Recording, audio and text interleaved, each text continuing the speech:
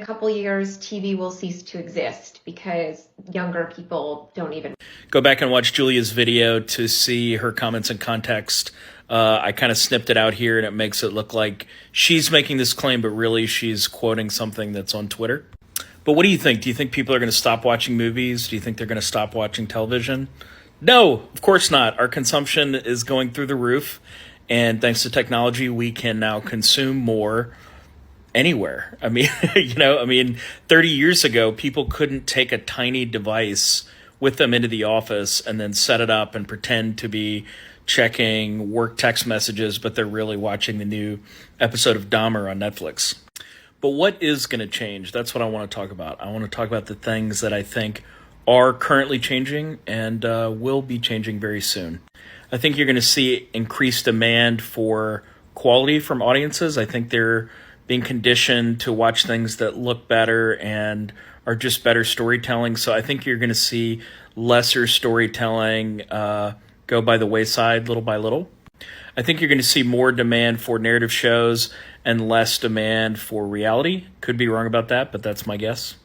I don't know this for sure, so if you work in the bowels of one of these companies and want to drop a dime and tell me what's going on, but my suspicion is that the ultra cheap reality TV shows did not have as strong of a shelf life as a narrative show does. A show like The Sopranos on HBO is going to provide consistent value. People rewatch that show. New audiences are going to engage with it in a way that they're not going to engage with like Below Deck in 20 years. I also think that shows that are written and produced in the U.S. or by U.S. companies are going to have a greater and greater reach around the world as these streamers build out their worldwide networks and develop their audiences of subscribers worldwide.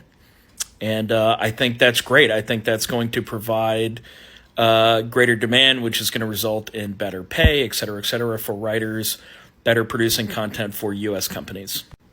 But that's a two-way street, and you're going to see shows that are produced in languages other than English see widespread adoption in the U.S., and the fact that they were not natively shot in English is not going to be a barrier anymore, and I'm going to explain why in another video, so subscribe if you want to hear why everyone, including your parents who don't read subtitles, are going to be loving foreign television shows very shortly.